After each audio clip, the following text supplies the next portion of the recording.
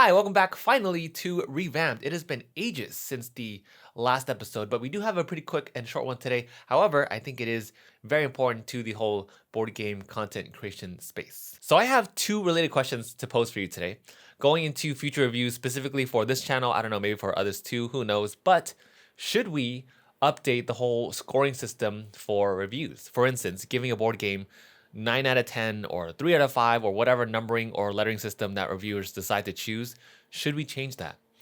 Now, here's what I was thinking. Introducing a two numbering system, the first number being 1 through 100, 100 being the best, and this first number is just telling you, how much I personally enjoy the game, and a second number associated with how much I think those who enjoy that category of games, like for example, worker placement, would in turn enjoy that specific game. Now, the problem with this, and Tabletop 24 pointed this out actually, and it's such a good point, is that if a family card game gets a 90 on my personal score of the game, and then this epic, open world board game gets a 90 as well, where is the context for that? And that is such a solid point. I don't really know the answer to this question yet.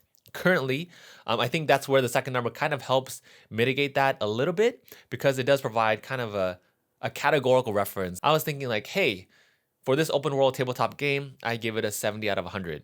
I liked it, but if you like open world tabletop in general, I'll give it a 90 out of 100, meaning like if you enjoy that specific category of games, then you will really enjoy this particular game. I don't want it to be overly complicated. I want it to be as simple as possible, but I feel like introducing a second number would help address things. At the same time, I don't want it to become hazy as well. So to summarize that point, first question, should we update the whole scoring system of reviews if you use a scoring system? And if that's a yes, how so? How should we update that? And the second question is, what's most important to you in a review? Comment down below your thoughts and let me explain how this whole idea came about and my full breakdown of implementing a numbering system, possibly in my future reviews. Welcome to episode 15 of Revamped.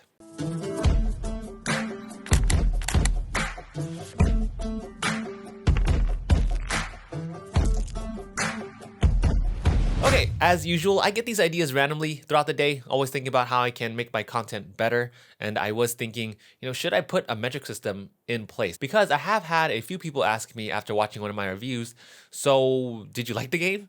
So of course I want to fix that, I want to address that, I want to make it as clear as possible. And I think a numbering system would be interesting because then it's kind of something that you look forward to at the end of a video. Like for me, when I'm watching video game reviews, I'm definitely interested in seeing the ratings that IGN or GameSpot gives at the end of theirs. So I put up a poll yesterday, I'll leave it right here on the screen, asking this very question, and I was very surprised by the results. I asked you, how do you all feel about a whole numbering system or numbering scale for reviews? The left side was, it doesn't make a difference. In the middle, it was, I'm indifferent about it, but it is interesting to see at least. And at the very end, on the right side of the slider, it was, it influences my purchasing decision.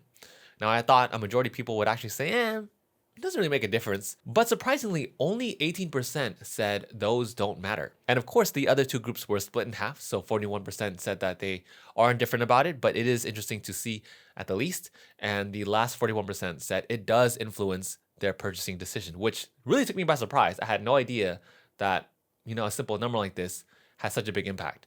If I had to vote for myself, I'd probably be in the middle.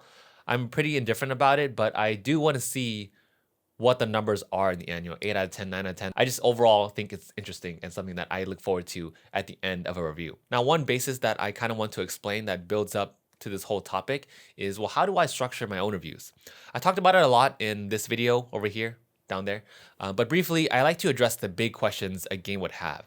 Does this game have enough depth? Does this game play well at a lower player count? Is this game interesting enough to pick up and play again? And then I point out, whatever I think the flaws are in the game, what I think the game can improve on, what you can expect while playing the game. But overall, this is just, my opinion. This is just one person's opinion. And moving forward, I want to kind of collectively build this whole system of reviews together. The idea is that at the end of a review, I want you to leave it thinking, damn, that was a really good thought-provoking conversation, and I have exactly what I need to know, and now I'm going to remove that board game from my cart or add it to my cart. Now, obviously, that is a very ambitious point, but I'm just working towards a video that ultimately is just very full and something that is very comprehensive and fulfilling. So it's something that I want to work towards aside from the whole cinematics. And I can't do that without you and without knowing what's most important to you going into a purchasing decision. And now that leads us to the whole numbering metric system. How do you feel about a numbering system for my future reviews? I was thinking 1 through 100 because if I did 1 through 10, I know it's going to get redundant real fast because I know myself and I know a majority of my games that I review would just be 7 or 8. But with 1 through 100, I definitely have way more flexibility for each game that I talk about. But here's the part that I think would make the system more helpful for a wider audience. If the first number is how much I personally like the game, I was going to put a second number, like I talked about earlier, that would tell someone who enjoys that category of games would in turn like that game. So for instance, hypothetically, let's say I gave Monopoly a 72, and then I also put a slash, and then put 90 for the second one.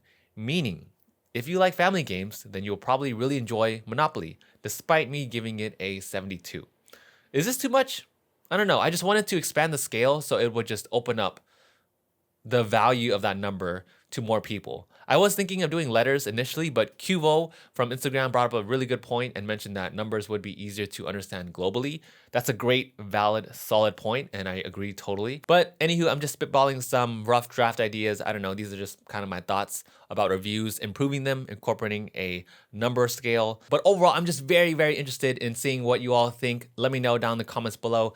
Thank you all so much for watching this super short, quick podcast episode, and have a wonderful day.